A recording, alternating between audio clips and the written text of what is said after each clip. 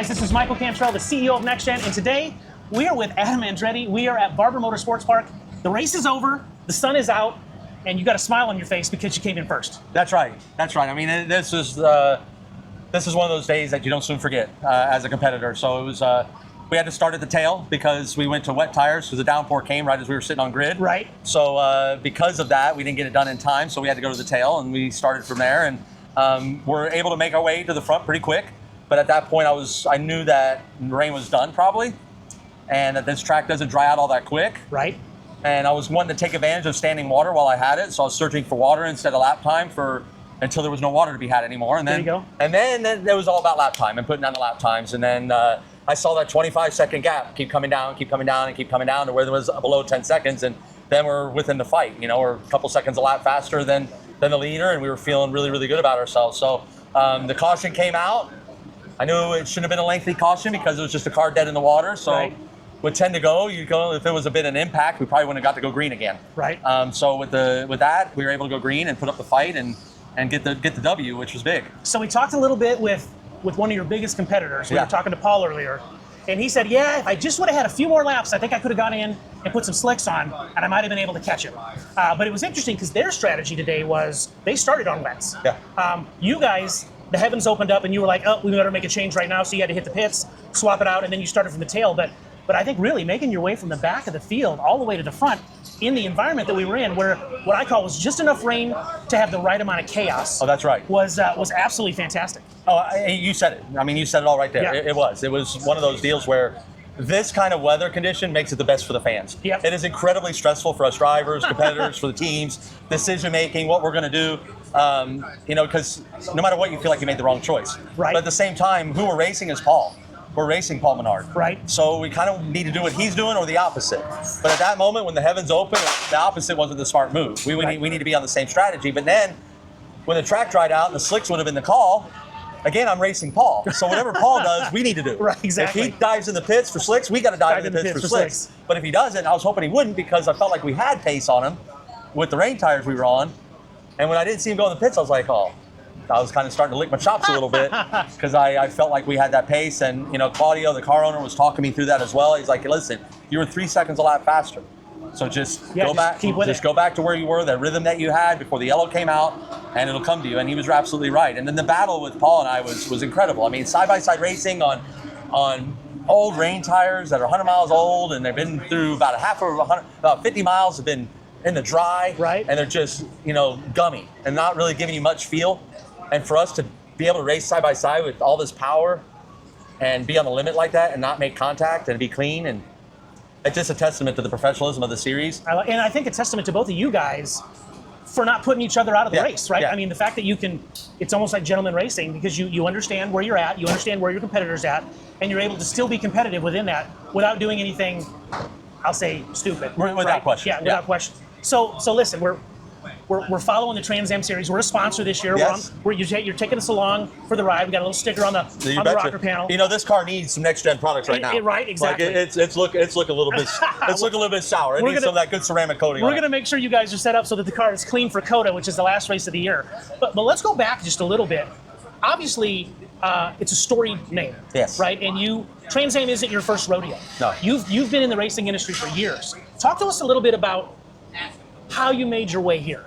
Yeah, it's kind of funny. I mean, in our family, it's we're very blessed in this sport, and the family goal is always Indianapolis.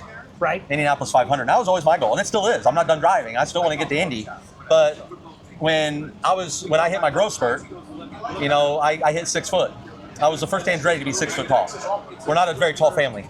That has a bearing on the Indianapolis thing. Fitting in Indy cars, now the Indy cars are much bigger, but back then they were very small. In the early 90s, mid 90s, when I hit that growth spurt, the Indy cars were very, very small.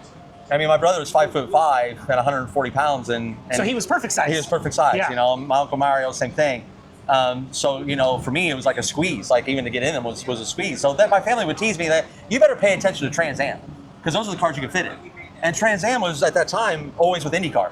So I did. I paid attention to Trans Am. Like that was the Tommy Kendall days. Those were the Roush dominance days. Yep.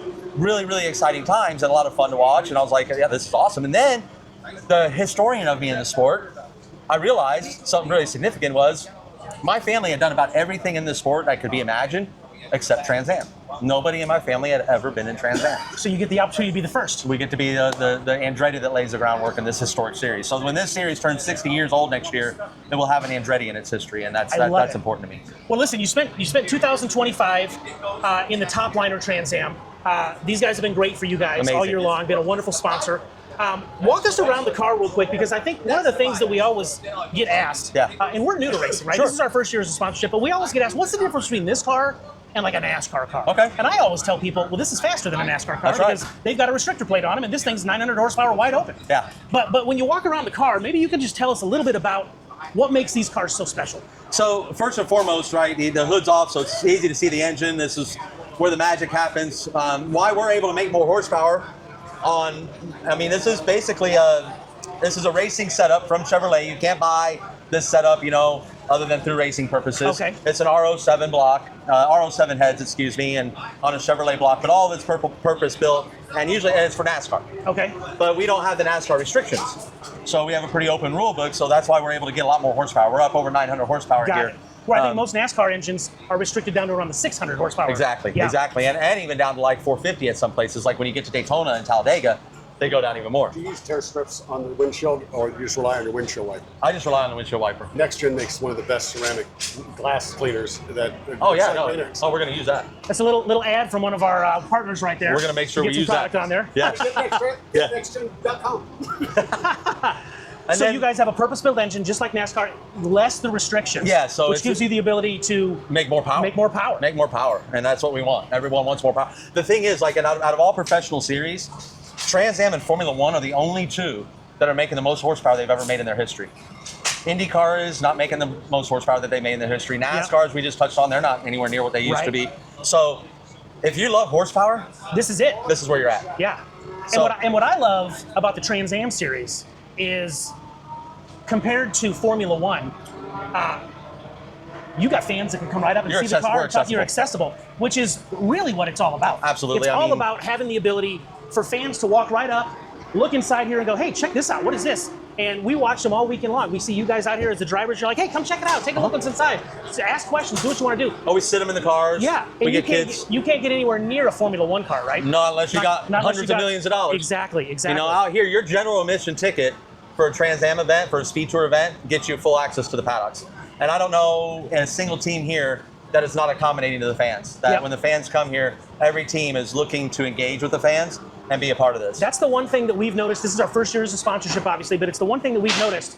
And I don't know if we've gotten, if we've stumbled into something that's not normal, but the family aspect of this racing series is overwhelming. I wouldn't have expected it. It's so welcoming and so open to everybody, not just sponsors. I'm just talking about the kids that are coming by. I'm watching kids jump in the cars and seeing all kinds of stuff.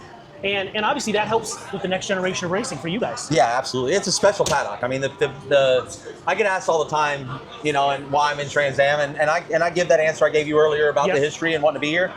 The reason why I've spent more than a decade and have over 100 starts in this series now over my career is because of the people.